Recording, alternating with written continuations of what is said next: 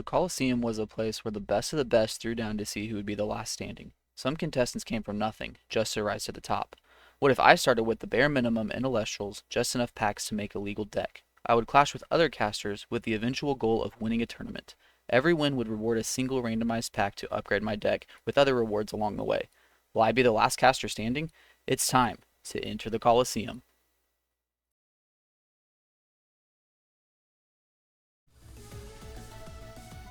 Alright friends, welcome back to the Coliseum. We are here for episode 22, I want to say. We had a very exciting episode against Soren last week. We're able to get back-to-back wins, surprisingly, so the spirit change is already paying off. But yeah, today we have someone who is a little curious. They wanted to check out the Coliseum out of curiosity.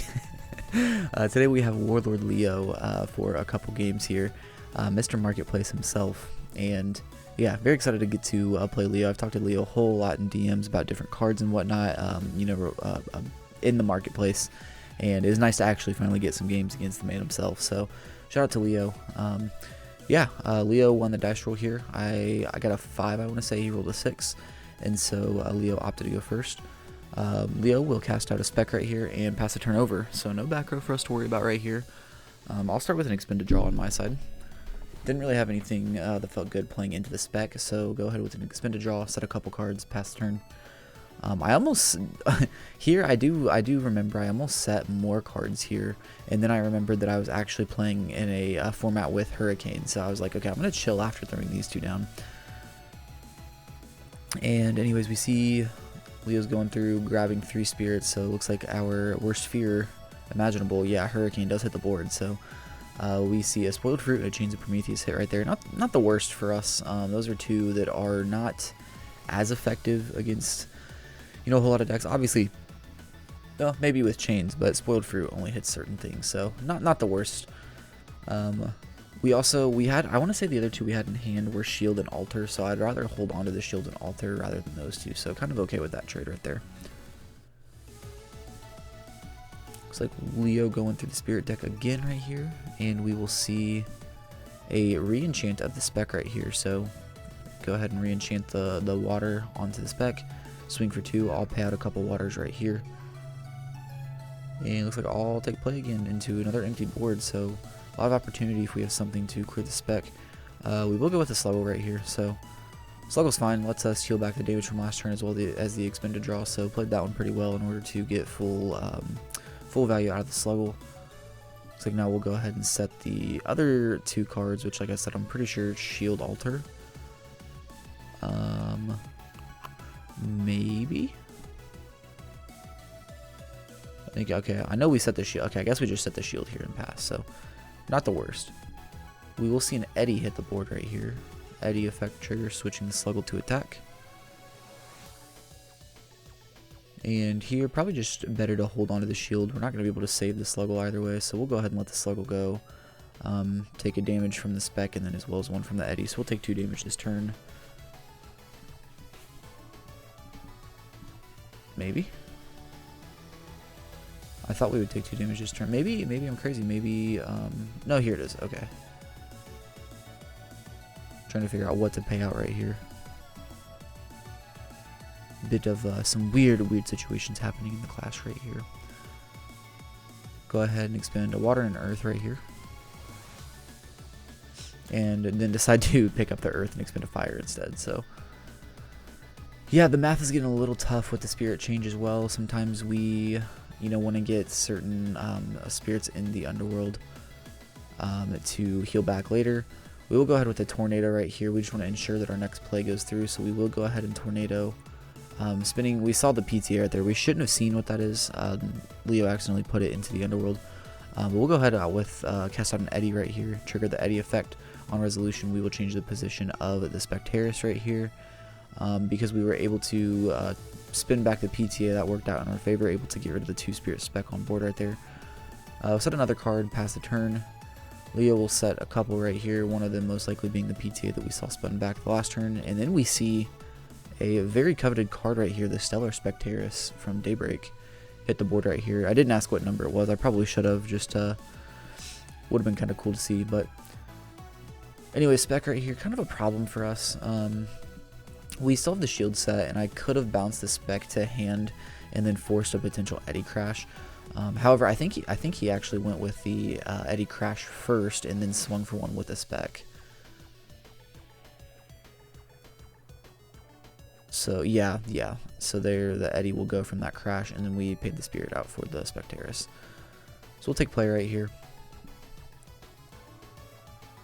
This game so far, a little bit of back and forth. I want to say we're ahead a couple spirits. Obviously, you guys can see the numbers on the screen. I want to say we might be ahead by a couple spirits because of the hurricane, but still a very close one. We'll go with an expend a draw right here, expend a fire, draw a card. Bit unfortunate in this one. We'll go ahead and cast out a drops of Leaf right here. Use an Teratlus and an Owlin for that. We'll send back a Volcanic Forge, a Volcaries, and a Molestation. So we had two guys in hand, but neither of them can test the spec because they both get suppressed whenever they go into battle. So neither of them can do anything to the Spectaris. So we'll shuffle back 3, draw 4 cards off of the drops. Bit unfortunate. Don't love using the drops of Leaf, but I think the deck is still a little bricky sometimes, to where it's still worthwhile having in the deck. So we'll go ahead and cut right here. I think I actually make an error. Yeah, I accidentally drew 5 cards right here. I take a look at the 5 cards, I realize it, and then I realize I'm an idiot, put them back and redo it. I'm actually kind of sad too, because that was a good hand. I remember there was Earthquake in that hand among some other things that would have been pretty good for this situation. However, I'm a big dum-dum and thought that I was starting a clash, I guess, and drew 5. So anyways, we'll shuffle them back and draw the correct amount of cards right here, 4 cards. And unfortunately, it doesn't look like there's anything coming down too quickly to deal with the Spectaris, so gonna have to take a second to think about the plays here. But yeah, I guess while we're at this little break in the action right here, what do you guys think we should do with the deck? Let me know in the comments below this video what you guys think we should do with the direction of the deck. So currently we're leaning really heavily into the Fire Nexus kind of strategy. We have a couple Kenlias with the Volcaries, the Comagma, as well as the Necrof. So fire is kind of our most important part of the deck right now. However, over the past episode or two, we have been able to get some really good cards. So we were able to get the Sorlet, we were able to get the Equilinks that could lead to some pretty good stuff in other types other than fire. So yeah, I was thinking about, like, minimum we could add in the Equilinks, and then we could still just stick with our Volcanic Forge. We could misenchant the Volcanic Forge and use the Equilinks as a back row remover, and I think that's something that could work out pretty well. I also, obviously, I love the Neandersloth, so going into Earth a bit more would make Neandersloth a bit better. So something that I've considered, kind of considering cutting the small lunar package that we have, as well as the small wind package, just because they're pretty good cards, but I feel like in terms of the spirit deck, we are getting very close on numbers, and sometimes it's very hard to manage spirits and, you know, try to keep what we want to have in the spirit deck versus, you know, what we want to get rid of. It's kind of hard to decide that on some occasions. So yeah, and then also we have the Cryovern that we pulled last. Actually, I might have just spoiled something. I just spoiled something. We might pull a Cryovern later in this episode, maybe. I apologize for spoiling that.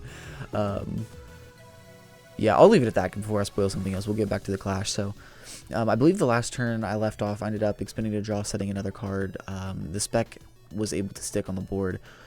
Play comes back over to us.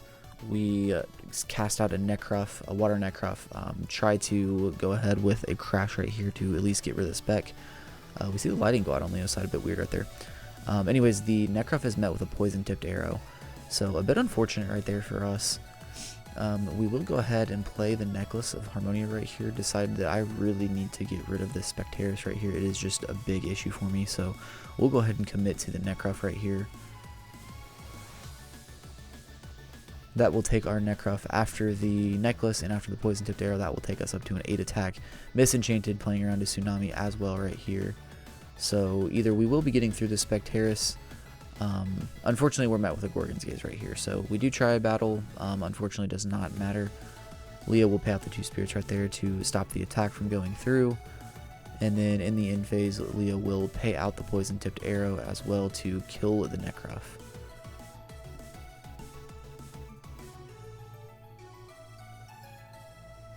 And this was kind of unfortunate right here for me.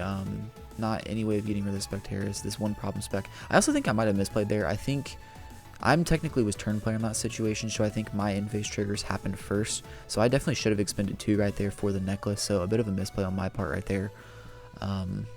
We'll see if it ends up mattering, but yeah, something I need to pay attention to it going forward. Because I should have paid out my 2, and then the Necrof should have died from the poison tipped arrow. It's kind of worst case scenario, but we'll see 3 spirits hit the board right here for a rise from the ashes. So kind of crazy right here. Leo really wants to get some pressure. Not any like crazy targets like, you know, the Celestleo or, you know, Blistrix or anything like insane in the underworld. Just bringing back 1 Spectaris right here. Which if the Stellar Spec was an issue for us, then another one will definitely be a problem. Luckily for luckily for us, this one is misenchanted with Lunar Spirit, so doesn't look like Leo had any Alloons left to correctly enchant. We will also see, maybe, looked like we were seeing a re-enchant of the spec for a second, but Leo pull it back, think about the play a bit more.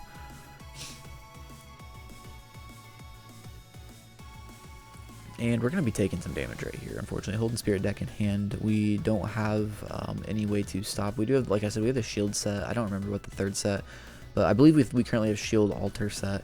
Altar obviously dead in this situation, but we do have the shield, which would have felt better if we were able to bounce the 2 Spirit Spectaris to hand. Unfortunately, Leo opts to go for a play of the Axe Rabbit right here. Which is just fine. Honestly, probably should have just went ahead and thrown the rabbit in attack. We're pretty low on spirits in this one, so probably should have just done the rabbit in attack. Tried to get some extra damage right here, but I will not complain about not losing the extra spirit on my side. So we will add a card right there to hand. Something else while we're going for some shuffles right here. I have been considering doing like a small like little intro deck profile, not necessarily like a huge deck profile, but like having a screenshot of the deck up on like, you know, Elestrals Builder, one of those deck building websites. Just flashing a screenshot up, talking about what we have, and then maybe like on a high level talking about some cards that we pulled, like I mentioned the Equilink stuff earlier, the Sorlet stuff earlier, like kind of, you know, bringing up what we could do with the deck potentially, and that way it would give you guys a better idea of what's available in the collection, what strategies we could lean into, instead of, you know, just sticking with the same thing the whole time. So let me know what you guys think about that, if that's something you guys would think would be cool. Wouldn't take too long, just, you know, a couple minutes to talk about that, give you guys an idea of where we're at, what we have in the collection. So yeah, it looks like there's, what, 3 spirits I want to say left on Leo's side of the board right here. We're a bit healthier. It was an expensive rise from the ashes to bring the spec back right here, but definitely worth it. Able to swing for 2 damage right here. Still in complete control of the board on Leo's side. The Spectaris is a menace, turns out. We'll go ahead and pay 2 right here. We'll play Terratlas and an Alloon. Getting us a little bit lower, hoping that we are able to top deck something to at least get us out of this position. Don't really know if we have anything in the deck, or anything left in the deck to get us out of this this late in the clash. So just taking a minute to think about the plays right here. Unfortunately, in this one, we didn't see the Kinleo. Seems like when we see, I mean, obviously Kinleo being one of the best cards in the game. When we see Kinleo and we see a bank, we typically do pretty well. But in this one, we unfortunately were not able to see a Kinleo. So we'll go ahead and throw out a Misenchanted Drotagwa right here. Didn't have any waters, but wanted to go ahead and throw out this. And I actually believe I made a misplay right here as well. So I went ahead and threw out the Forge. My thinking was to buff up the Drotagwa to where it was a 5, so he hopefully couldn't get over it. Unfortunately, I went a little bit fast right here and didn't give Leo an opportunity to respond to the cast of the Drotagwa, which he now will go ahead and cast the PTA out right here in order to take out the Drotagwa. So obviously, had I known that the PT was going to come down, I just wouldn't have played the Drotagwa. And so that kind of just ends the game right there. Bit unfortunate. Yeah, I only have like, what, 3 spirits left in deck, and he's got 3 on board with a re-enchant. So take an L in this first clash right here against Leo. yeah, bit unfortunate. Could have done a couple plays a little bit differently, played a bit more patiently. Honestly, really shouldn't have even been anywhere near in this one anyways. We will see a Dragalis Ascension right there. So, yep, tough loss right here, but it's fine. We'll try to get our revenge in game 2.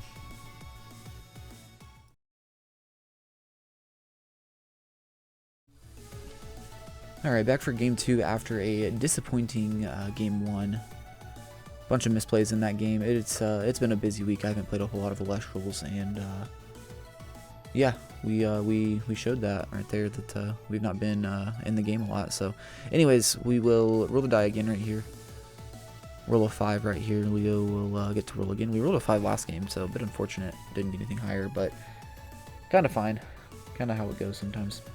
And we will see a 4 or a 6 on Leo's side. So same outcome as last game, 6-5. Leo will choose to go first here. Yeah, while we're getting set up in this one, been thinking about some new directions for the series, and here soon we will be actually able to play on Clash, on Elestrals Clash. So the ban list is coming out Monday, I believe, which is tomorrow at the time of recording. It'll be like the week before you guys see this video. This video will be going out on the 7th, hopefully.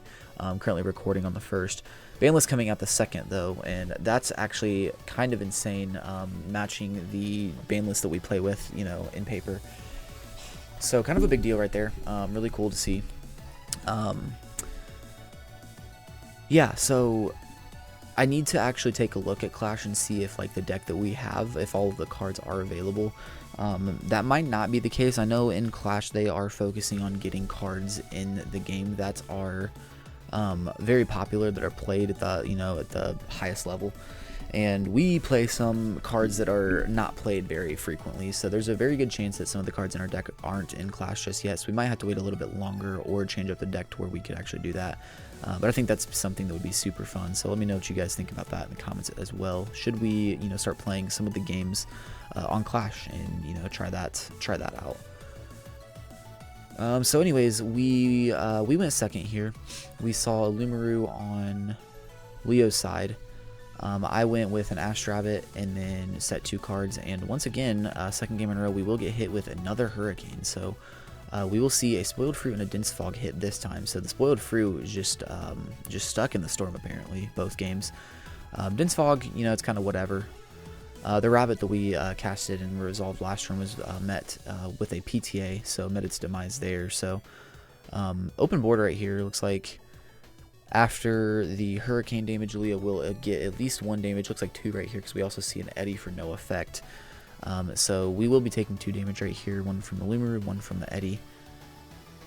And we are going to be a little ahead in Spirit's advantage right here, just because of the expensive Hurricane on Leo's side. However, very, very good play to Hurricane for 2. Every time you can Hurricane for more than 1, it's very good for you. So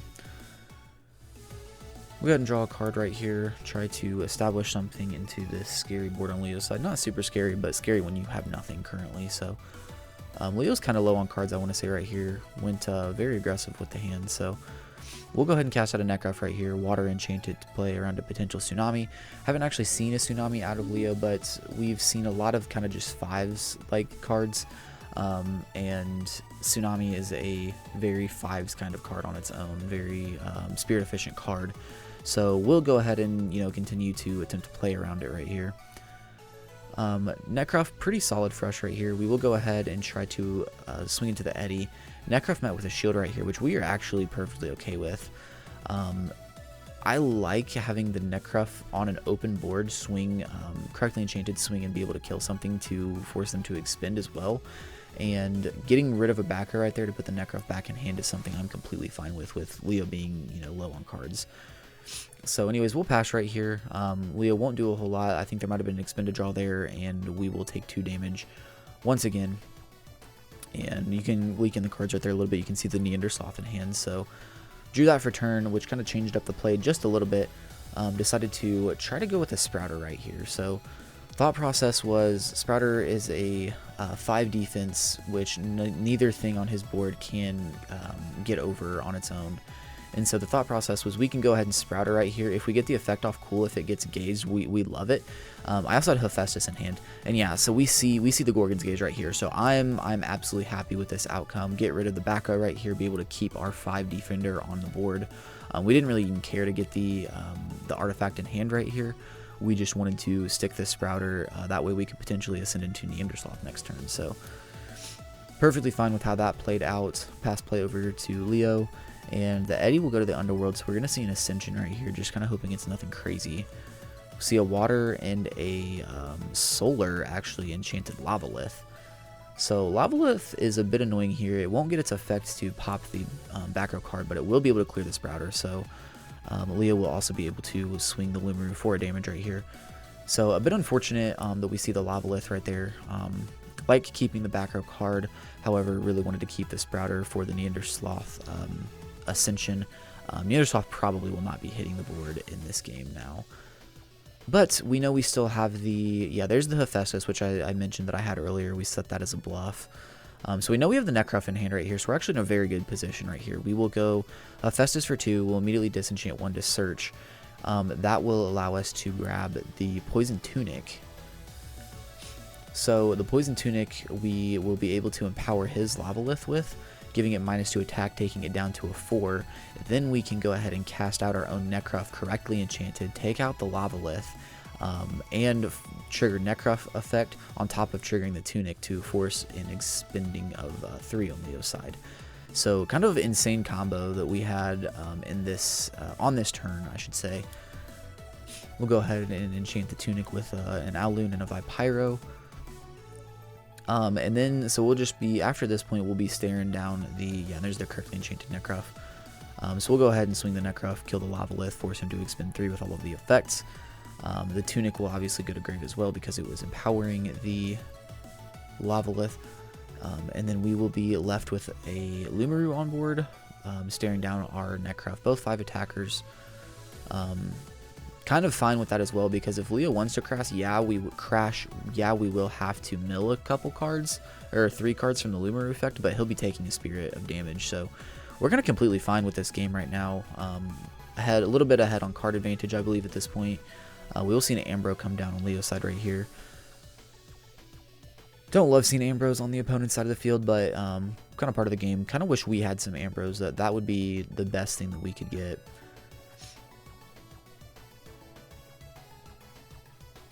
Hopefully at some point in the near future.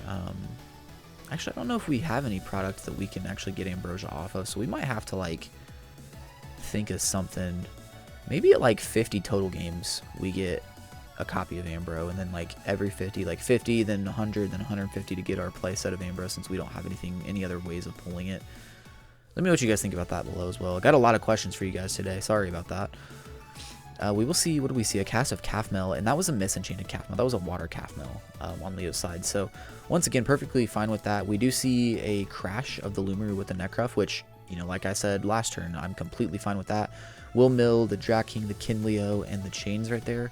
But being low in spirits in this one, I'm completely fine with that trade. Leo opted to get the Calfmel out even though it's misenchanted, just to get the other damage on us as well, hoping that we don't have a guy to answer it. We only have 3 cards in hand, or 4 cards in hand. Yeah, there's 4 there. So there's a high probability that we at least have something. Whether it will be good enough to deal with the Calfmel is another thing. But there's no back row on Leo's side. We still have our Hephaestus, which means we can search our necklace as well. So as long as we have a guy, we can get over this Calfmel. And we will see a Comagma hit the board right here. So Comagma effect will trigger. We'll draw a card, discard a card. Comagma will be able to, we'll discard that Neandersloth I had mentioned earlier. Comagma will be able to easily clear this Calfmel. And we'll clear the Calfmel. Luckily, it was misenchanted, so no heals. Which we are completely fine with, obviously.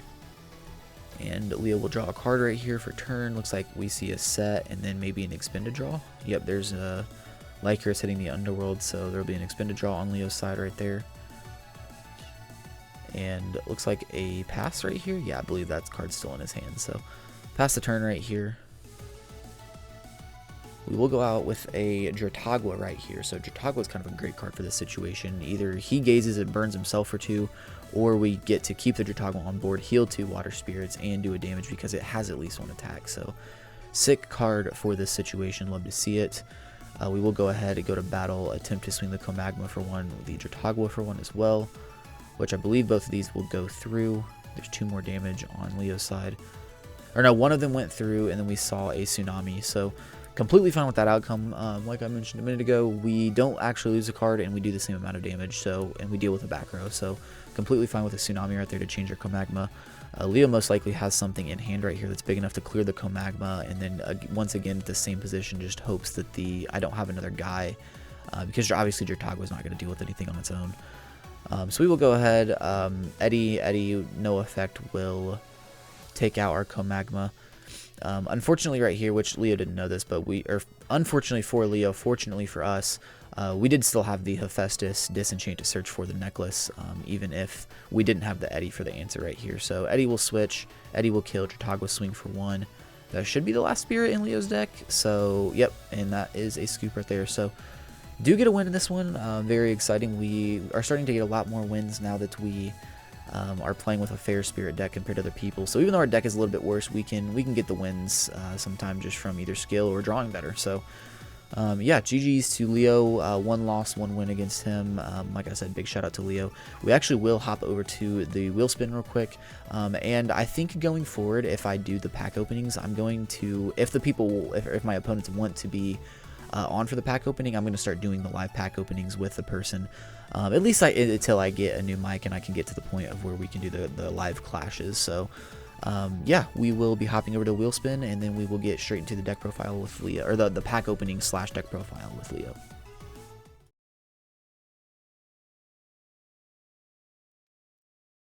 Alright, we are back here at the wheel. We were able to get a win over Leo in game 2 of this episode, so get a new pack here. Still only the original 3 sets. I don't have my Moonrise stuff in. Looks like we're getting Frostfall. Nice. Still no Moonrise stuff in, and now I need to get a Firestorm box as well. So anyways, let's get right over to the Frostfall pack.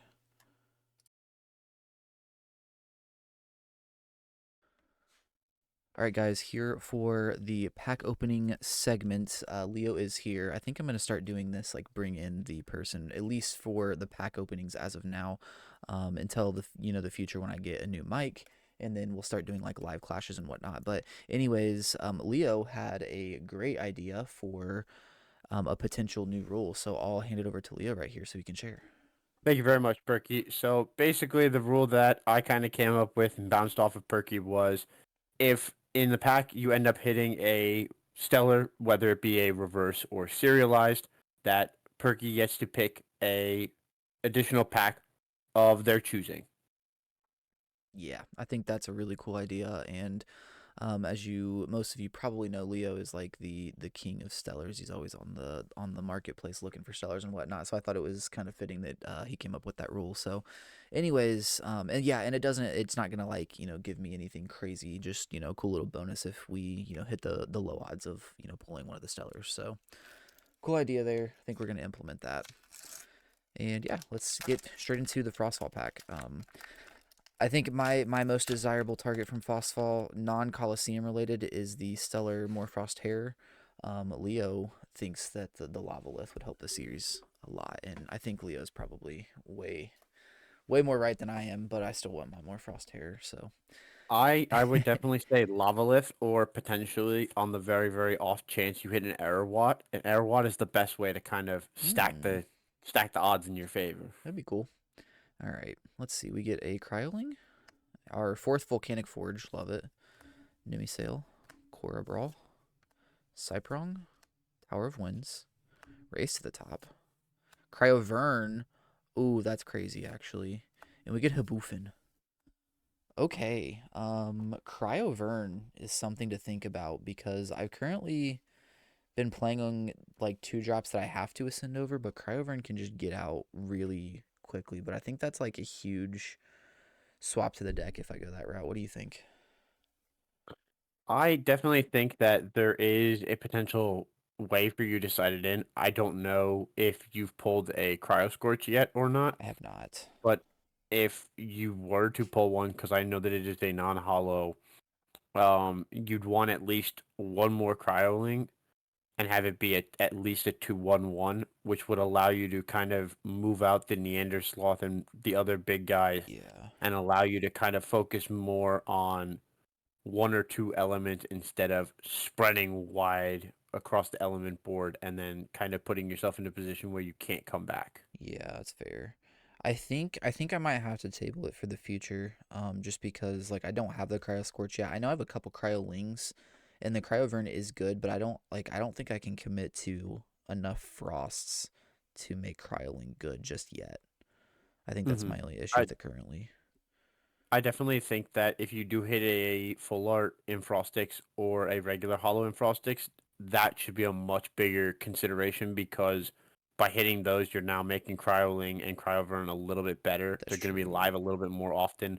And then if you have Catarants, it'll allow you to kind of bounce the Catarants back and kind of get the Frost recursion kind of going. And it'll allow you to kind of step away from more Kinleo plays and more Yeah, aggro plays. that's fair. All right, so we need to start hoping for. And Frostix is also in one of the Shattered Stars. If I lose another five in a It is row, Frost. It yeah, is in the Frost obviously, Shadow yeah, Stars. duh. Yep. So yeah, something to think about. But Haboofin, I don't play Haboofin. I don't play this card. You can expend wind or earth in order to change each of your opponent's Elestrals to defense. While this Haboofin is in attack position, your opponent's defense position Elestrals are suppressed. I mean, like it's kind of cool, but it's just not great. It's really interesting with Sandstorm and Cactobrum, but other than that, it's just kind of a gimmicky card. Yeah, I don't think I have either of those, so a bit unfortunate. But anyways, I think we'll table this pack, these cards for later. Definitely some cool stuff in there that we'll have to consider as we get some more Frost cards though. So, anyways, thanks for hopping on here. Thanks for the games, Leo. Anything else you want to say? Nothing else, Leo. Nothing else. Oh, I'm sorry. I cut out a little bit there. Guys, first of all, Perky, thank you for having me come on out. Yeah, Make yeah. sure to like and smash the subscribe button. You know, helps him out, helps him get his name out there. Push for the videos, better videos for you guys. Awesome, much appreciated. Yeah, listen to Leo. He knows what's up. All right. Yeah, I think that should be it for this episode. Like Leo said, if you guys enjoyed, leave a like, subscribe, comment, any thoughts, feedback, anything you guys have for the series, please let me know. But until next time in the Coliseum, we'll see you later. Have a good one.